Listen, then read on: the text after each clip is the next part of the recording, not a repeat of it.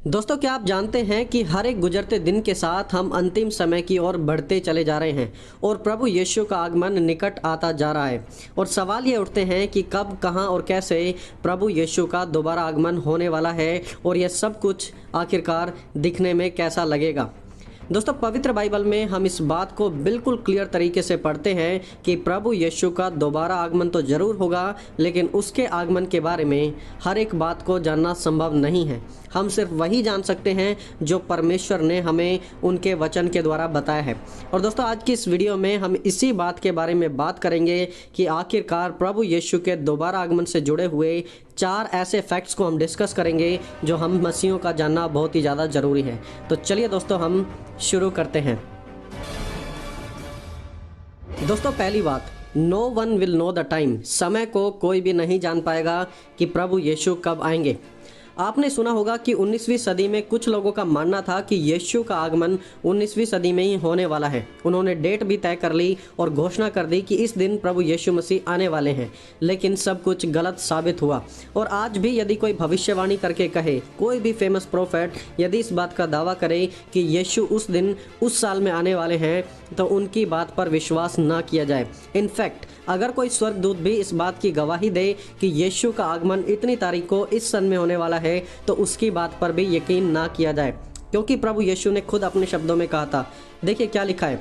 प्रभु यीशु ने कहा, उस दिन और उस घड़ी के विषय में कोई नहीं जानता, ना स्वर्ग के दूत, ना पुत्र, परंतु केवल पिता।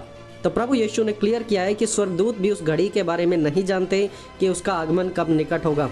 इसलिए आगे लिखते हैं, इसलिए तुम भी तैयार रहो, क्योंकि जिस समय के विषय में तुम सोचते भी नहीं हो, उसी समय मनुष्य के पुत्र का आगमन हो जाएगा। तो ना स्वर्गदूतों को पता है, और जब मनुष्य को ऐसा लगेगा भी नहीं कि अब यीशु का आगमन हो सकता है, उस समय प्रभु यीशु का आगमन होगा। और देखिए लूका 12 अध्याय उसके 40 में क्या लिखा हुआ है। इस प्रकार लिखा है, तुम भी तैयार रहो, क्योंकि जिस घड़ी तुम सोचते भी नहीं, उसी घड़ी मनुष्य के पुत्र का आगमन हो जाएगा।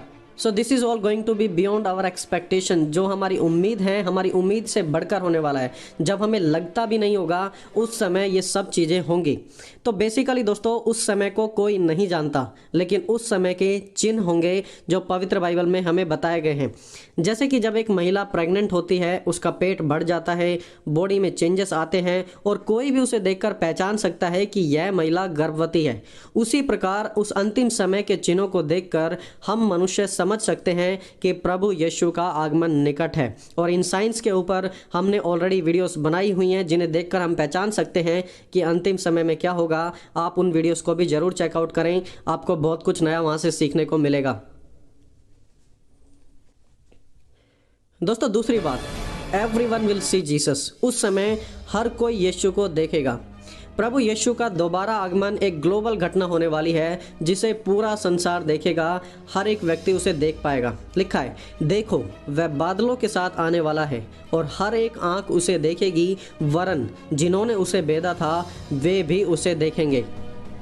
उस समय हम प्रभु यीशु को आत्मिक रीति से ही नहीं, बिल्कुल वैसे देख पाएंगे जैसे चेलों ने यीशु को फेस टू फेस देखा और वे यीशु के संग और साथ रहे। लिखा है, उसके जाते समय जब वे आकाश की ओर ताक रहे थे, तो देखो 2 पुरुष सफेद वस्त्र पहने हुए उनके पास आ खड़े हुए और उनसे कहा, हे गलीली पुरुषों, तुम क्यों खड़े आकाश की ओर देख रहे हो?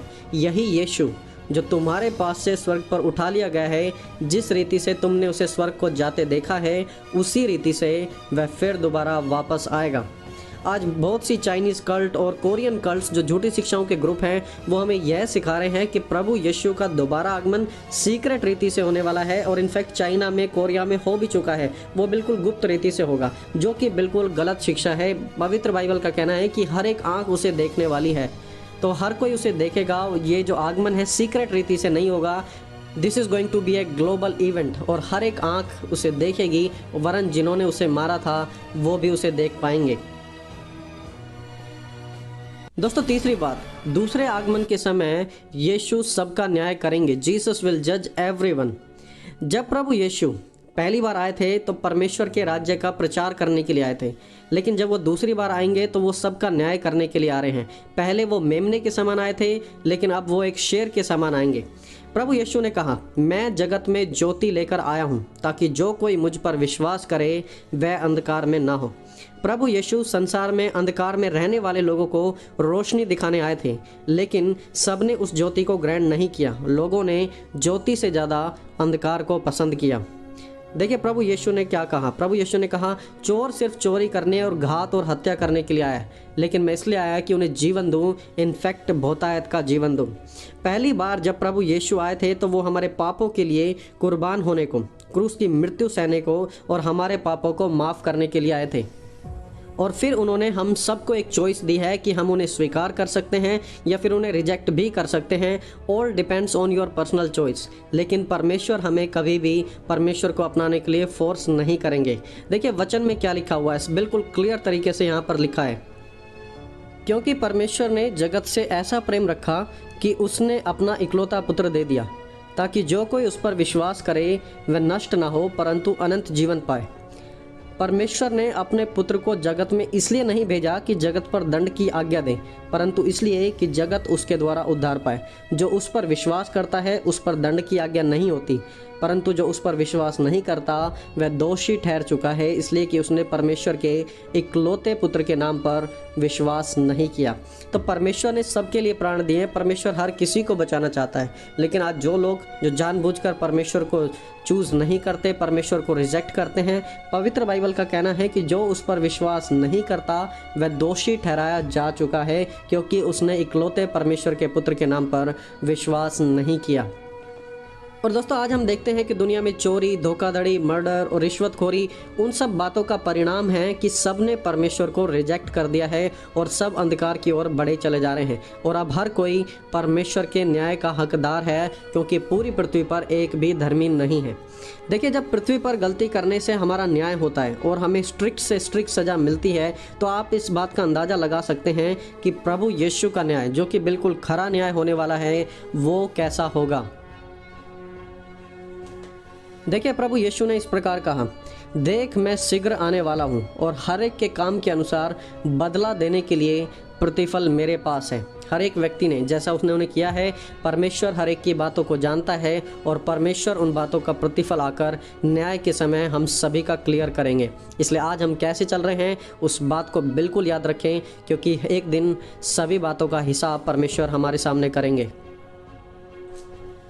दोस्तों चौथी बात, Jesus will stop the antichrist. प्रभु यीशु मसीह एंटी क्राइस्ट को रोकेंगे उस समय। आज जो कुछ भी बुराइयां हम शैतान के प्रभाव से देख रहे हैं, उन सब का एक दिन अंत होने वाला है। प्रकाशित वाक्य 19 अध्याय की भविष्यवाणी में इस प्रकार लिखा हुआ है, फिर मैंने उस पशु और पृथ्वी के राजाओं को और उनकी सेनाओं को उस घोड़े के सवार और उसकी सेना से लड़ने के लिए इकट्ठे देखा। वह पशु और उसके साथ वह झूठा भविष्यवक्ता पकड़ा गया, जिसने उसके सामने ऐसे चिन्ह दिखाए थे जिनके द्वारा उसने उनको भरमाया, जिन पर उस पशु की छाप थी और जो उस मूर्ति की पूजा करते थे। ये दोनों जीते जी उस आग की झील में जो गंधक से जलती है डाले गए। शेष लोग उस घोड़े से सवार तलवार से जो उसके मुंह से निकलती थी मार डाले गए और सब पक्षी उनके मांस से तृप्त हो गए। तो यहाँ पर हम देखते हैं कि प्रभु यीशु एंटी क्राइस्ट को रोक देंगे, हर एक झूठे भविष्यवक्ता को रोक देंगे जो परमेश्वर के खिलाफ भड़काते हैं लोगों को, और जो कोई भी ताकत परमेश्वर के खिलाफ उठने की जरूरत करती है उन सब को आग में डाल दिया जाएगा। हम जानते हैं कि एंटी क्राइस्ट पूरी दुनिया में आते ही अपना राज चलाएगा और सब कुछ अपने कंट्रोल में कर लेगा, और फिर वो सब कुछ करेगा जो वो अपने अंदर से करना चाहता है, और तब कोई उसे रोकने वाला नहीं होगा। और उस समय मनुष्य को लगेगा कि दिस इज़ ऑल इम्पॉसिबल, अब ये बिल्कुल असंभव है, इसे कोई भी नहीं रोक सकता। लेकिन तब प्रभु यीशु मसीह उसे रोकेंगे और प्रभु यीशु मसीह की, हमारे मसीहा की जीत होगी।